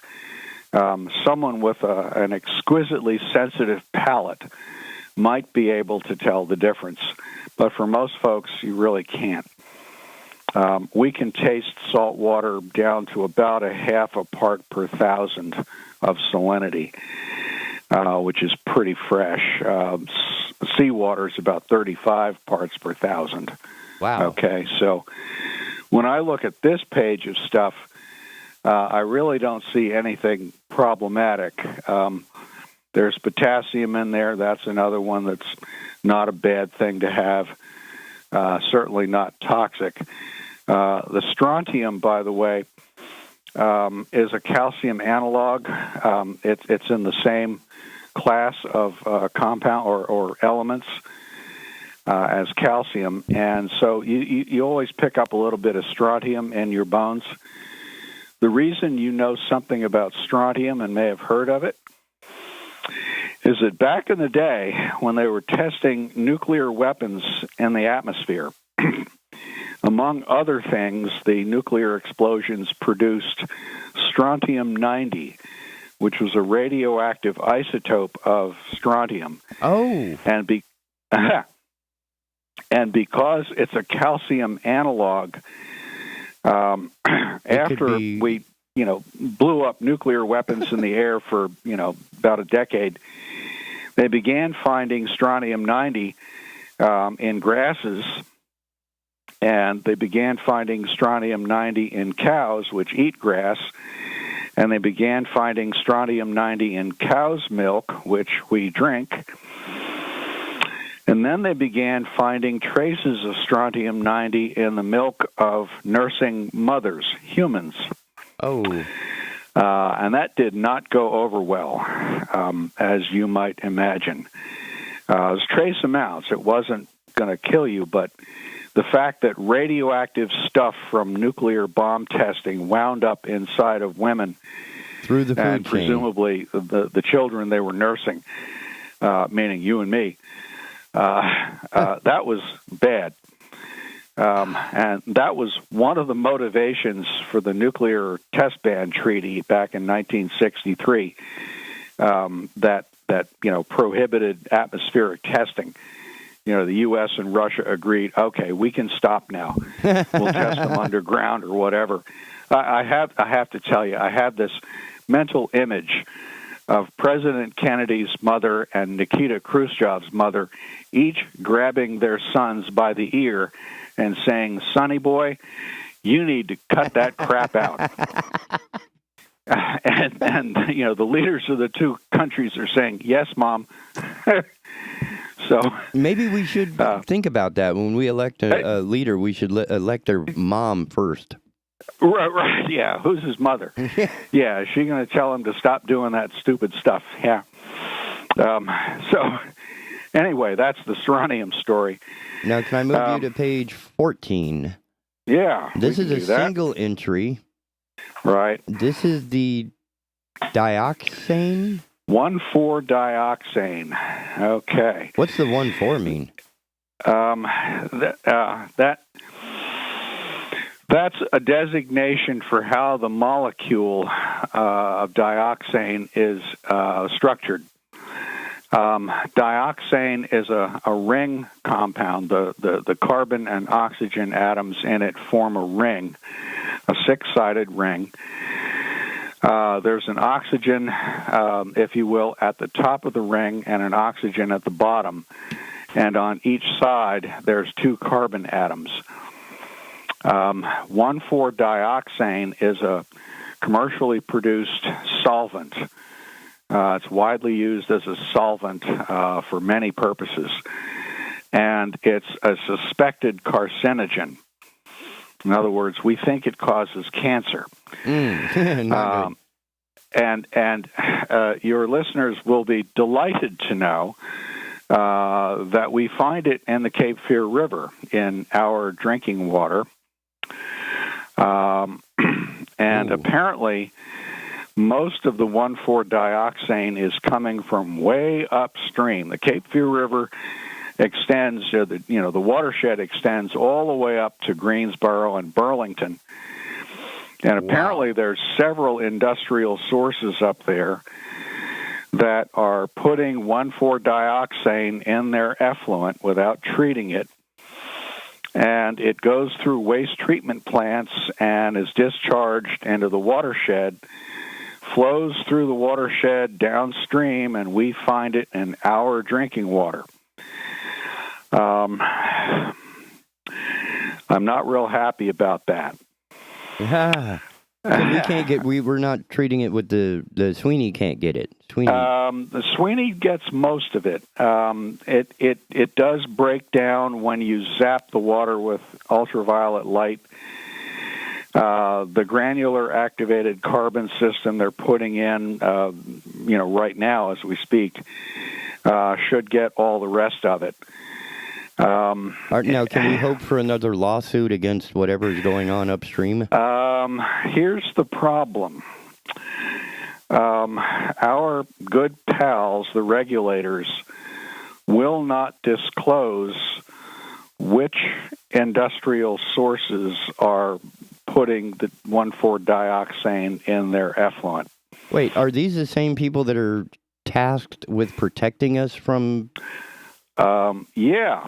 Wait a minute. There's some... do we need new regulators? Because that seems counterproductive to the entire process. The old foot to behind kind of action. Hey, they brought back corporal punishment in 19 states in the United States, so you can spank your children. Swift Why can't kick we... in the posterior. Yeah. For some reason, they have failed, if not outright refused, to disclose which industries are actually putting the stuff in the water.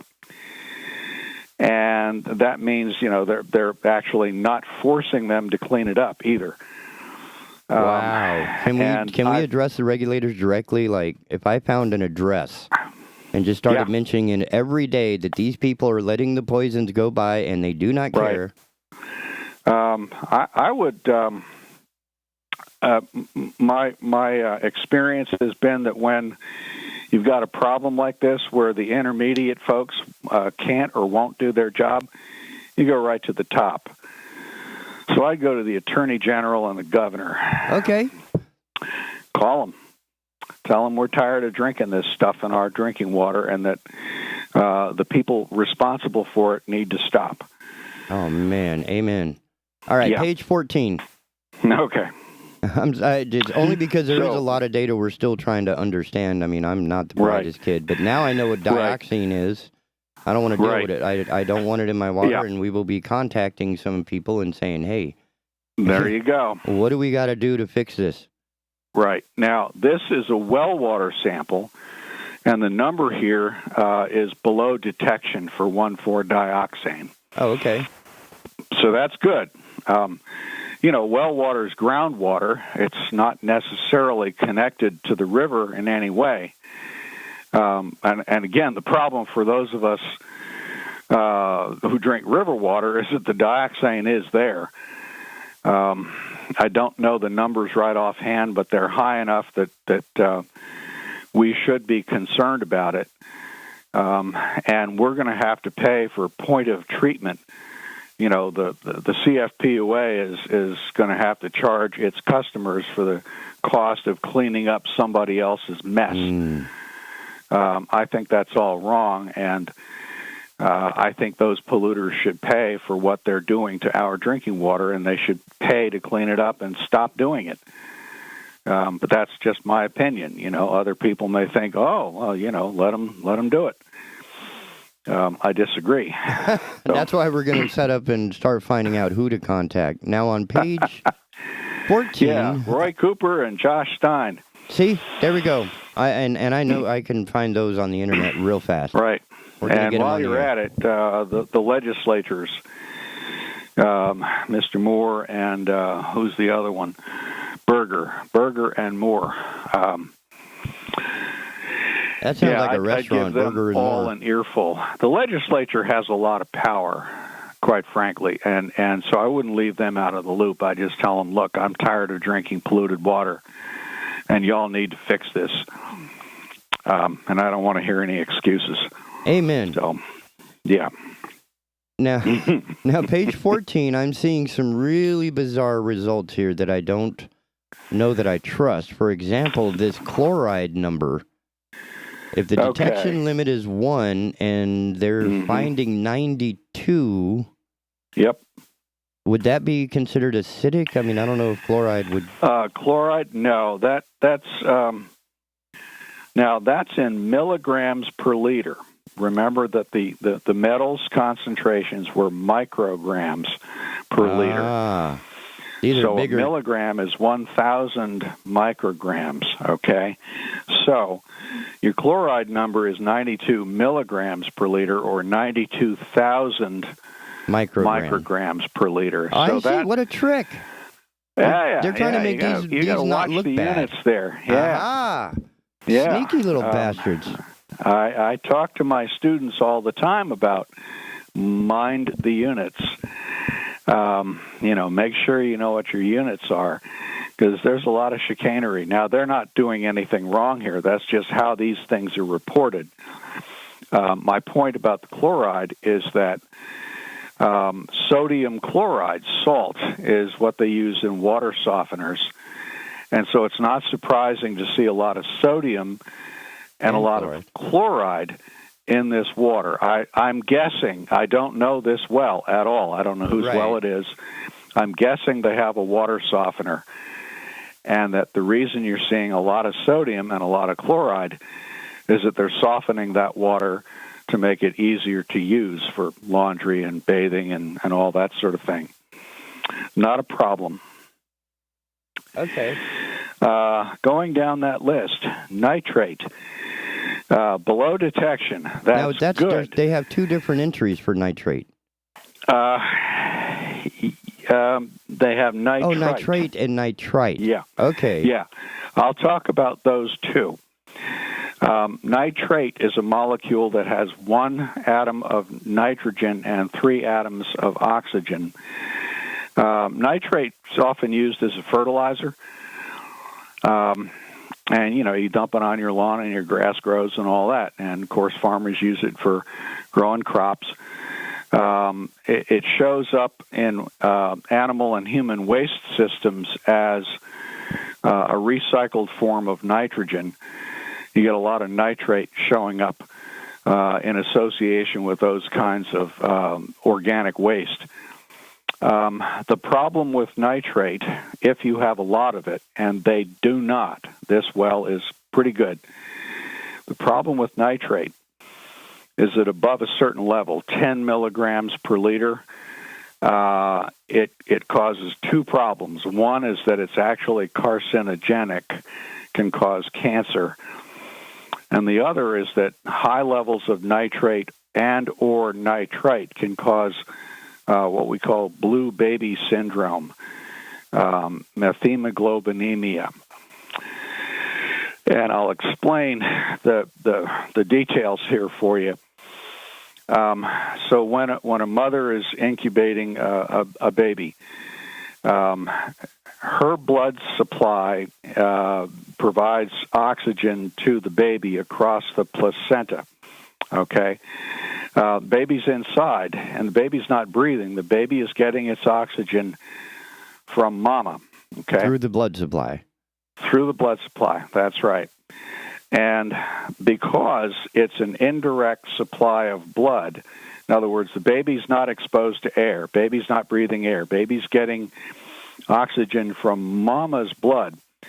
Babies have what we call fetal hemoglobin, and it's a molecule that can pick up oxygen the way your hemoglobin does, but it's better at it. Because the baby has to get it from mama's blood supply and her hemoglobin. So fetal hemoglobin is the transporter for oxygen for babies before they're born. Okay. The problem is that if you have excess nitrate or nitrite, the nitrate will be changed to nitrite in mama's intestines, in her gut. Nitrite, which is one nitrogen atom and two atoms of oxygen, can bind with fetal hemoglobin and prevent it from transporting oxygen for the baby. Wow. And yeah, that causes a whole kind of a lack of oxygen for the baby. And when they're born, they look blue because they're starved of oxygen. So they call it blue baby syndrome. Wow. Well, deprive a fetus of oxygen, and you get brain damage, you get other kinds of major problems, right? Man. After a baby's born and starts breathing normally through its own lungs, the fetal hemoglobin leaves.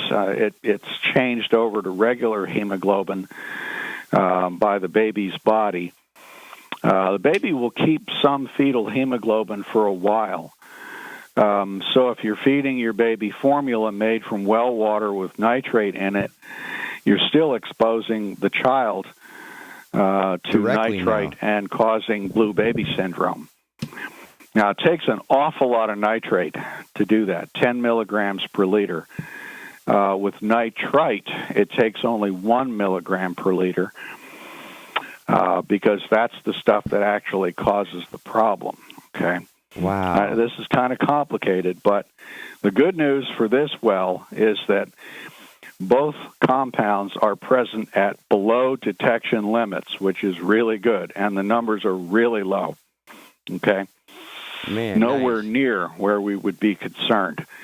That said, there are wells in southeastern North Carolina with excess nitrate and nitrite in them. And women who are pregnant, infants, women who want to become pregnant should not be drinking that water. It won't hurt the rest of us as much.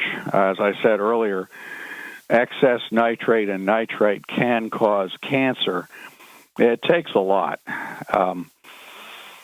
You got to drink a lot of that stuff, but, cancer, right? The big C. Stay away from that. You really don't want to, dance that tune, so to speak. There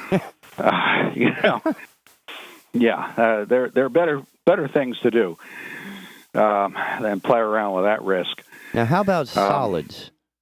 Do they mean like dirt, rocks, tree limbs, and debris, or what are total dissolved solids? Oh, total dissolved solids is a measure of all the salts, all the other stuff in solution. And that seems like a pretty big number. Yeah. It includes a lot of things, most of which are going to be harmless. In looking at this, because it almost seems like there's enough total dissolved solids that she would need to chew her water. Well, it's milligrams per liter, and a milligram per liter is a part per million. So 640 parts per million. We're not quite to motor oil. Notice it. Not quite. No. That's not a really bad number. It's a sum of everything that's in solution, basically. So I wouldn't be terribly concerned with that. The other analyte I notice here, fluoride. Fluoride is a naturally occurring element. And you're probably familiar with fluoride as something we add to toothpaste and we fluoridate drinking water. And some mouthwashes. Yeah, that's right. And we figured out back in the 1950s that fluoride was essential for the growth of really good, tough enamel in your teeth. And that without enough fluoride, you couldn't make the really tough enamel that bacteria can't break down. And we found that people who didn't have enough fluoride got a lot of cavities. I was one of them before they fluoridated our water supply. by adding a certain amount of fluoride, we can actually protect people from getting cavities in their teeth, which is, good for a lot of reasons. So treated water will probably have a higher number than what we're seeing here of 2.4. Yes, that's right. They want to aim for about 10 milligrams per liter of fluoride. You don't want a really large amount of fluoride, but it's very difficult to get that. You're not going to see an awful lot of it. So the water supply systems like Cape Fear Public Utility Authority actually measures the amount of fluoride already in the river water, and then they add whatever is necessary to bring it up to a therapeutic level. And it matches, meaning a synthesized or an added fluoride to to what's already in the river, because that fluoride is somewhat naturally occurring. Right. And that's right. And so it's almost like fluoride is fluoride. It's not like there's a grape flavored fluoride and an orange flavor. Right. It's just an ion. Yeah. Oh, okay. It's just fluorine atom with an extra electron. Yeah. So, and in your teeth, it reacts with a calcium compound. It's a complicated compound to form fluorapatite, which is extremely tough stuff. That's why your tooth enamel is so tough and so resistant to decay. We should build houses much tougher out of it. than regular bone. So, and sulfate. Sulfate. Yeah. Is this related to sulfur? Well, it's got a sulfur atom in it and 4 oxygens, so it's a compound. Okay. Sulfate is another very, very common compound you find in solution. Seawater is loaded with it. Fresh water has much less, typically. Not always, but usually. Harmless stuff. Actually, you need sulfur in your diet. You get it from your foods primarily, but and sulfur used to be called in the old days brimstone. Brimstone, yeah. As the element. Yeah, sulfur itself, the elemental stuff, the yellow powder. That's when you oxidize sulfur, you get sulfate eventually. And again, it's completely harmless. Epsom salt is magnesium sulfate. So, if you give yourself an Epsom salt bath or soak your feet in it or whatever, not going to hurt you. It's probably good for you. So, harmless. Okay. Now, the last page that I have is the bacteriological analysis. I don't have a page number for it. Right. Now, what are they trying to sell us here? Okay. What they're looking for is 2 types of bacteria that indicate fecal contamination, poop in your water. They're indicators, and if the numbers are not 0, and in this report the results say absent, in other words, they found 0 total coliform. That's a group of bacteria, and 0 E. coli, and that's one species of bacteria. I was going to say, is coli short for coliform? Yeah. Now I know. Escherichia coli is the name of it, and it refers to the fact that it lives in your colon. From whence it enters the outside world. The environment, and that's the word. Yeah, and you don't want that in your drinking water. So the fact that they found none of either kind of bacteria, total coliforms and E. coli, is good. Means your well is bacteriologically safe. Nice.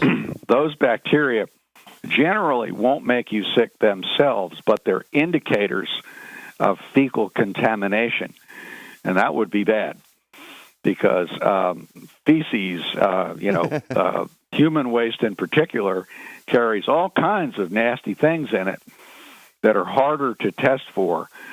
The coliform tests are easy. They're very standard techniques, and they're very reliable, very quantitative. The drinking water standard for those bacteria is 0. Okay, 0. That's a we good don't start. tolerate any of that in drinking water in terms of regulation. Okay, if we find out your well has coliforms in it, you should not be drinking that, and you should have your well treated. They dump Clorox down there and sample it until it's clean. Man.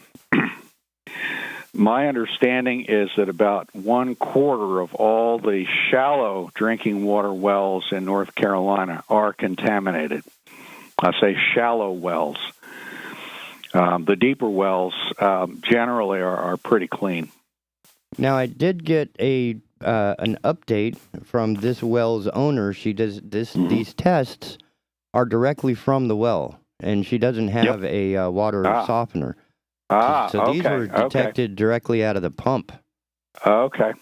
How does that affect or your opinion on some of these numbers? Okay, so there's not a water softener. In that case, she's probably got pretty soft water to begin with. Oh, okay. Yeah. Yeah, I was she didn't even need a water that softener. It was a water softener system, but it's not a problem. You do find a little bit of sodium chloride in groundwater in coastal North Carolina. It's pretty common. Hurricanes blow salt inland, unfortunately. And back in ancient times, much of coastal North Carolina was underwater. Seawater got as far up as Goldsboro back when. Interesting little natural history drive you can do. If you take Highway 421, head up toward Clinton, and not many people drive that road anymore now that we have I-40. But you'll be driving along, and all of a sudden, the road just goes up a slope by about 40 or 50 feet. That's an old beach, ancient beach. That's where seawater used to be. The ocean was there. And you see that feature all along coastal North Carolina. So there's been a little bit of salt deposited when the ocean was that high. It left behind a little bit of salt. And so we're still picking up some of that. So not unusual at all. And the numbers here, again, were not problematic. Whether it was water softener water or not, I didn't see anything in those numbers to be concerned with. So, my take on all these results is that well is just fine, which is good. Now, she had it tested for PFAS, and I don't have the PFAS results in front of me. I don't think I do. The example pages did list various PFASs, but the actual results for her well, I don't see. They are suspiciously absent. That may be a subject for another day. I have asked her about it. You might ask your friend if she got the PFAS results, because they tested for 15 or 20 compounds, and I've got that example page in front of me, but that's not helpful. It doesn't give the actual results. She said it was negative. It's in there somewhere, and it's negative. Out of 1,400 pages, finding that one would be a bit of a scramble. Yeah, okay. Yeah. Well, what a fantastic morning, sir. I mean, we're already at 10 o'clock. We spent, nearly an hour dissecting this, and I know more about water than I ever did, and water is a lot more than water. Well, I hope this is helpful for your listeners, because a lot of folks in this region are on wells. And for that matter, the CFPUA is treating our water, and they send out, I think, annual reports on a lot of these same analytes. They're required to measure not just those things, but a lot of other stuff. And, this will help people interpret what they're getting. Because unless you're familiar with the units and the compounds and all of that, it's gobbledygook. And that's why we bring you on the Asylum. Understanding gobbledygook is how we get past these problems and issues. And right. Now that we know what they are, where they are, and how much there is, we have a little bit better understanding of what not to do, what we can do, getting a hold of Berger, Moore, Stein, and Cooper. What you worry about and what you don't worry about. I want to see that 1,4-dioxane out of my drinking water, along with the PFAS compounds. So, yeah. Well, thank you so much. With this in mind, unfortunately, I have to jump into the next program. Ladies and gentlemen, this has been Dr. Larry Cahoon with Cape Fear River Watch, helping us understand what's in the water you're drinking. So we all need to pay attention. We all need to get a hold of our representatives, legislators, and political leaders that we have elected, and to remind them that they didn't get elected by dead people. They were elected by people that are being poisoned to death, and dead people don't vote. So if you want us to vote for you, don't kill us. That's the idea. That's the takeaway for today. So with that in mind, ladies and gentlemen, enjoy the rest of your day, and just think about that water. Just think about that water, and I promise you'll be writing an email within just a moment. So, ladies and gentlemen, we'll see you tomorrow right here on the Asylum, your refuge in a world gone mad. Oh, come on, computer. You're tuned in to the Big Talker Network, Wilmington, North Carolina's premier internet station for news and talk radio programming. Find us online at bigtalker.live.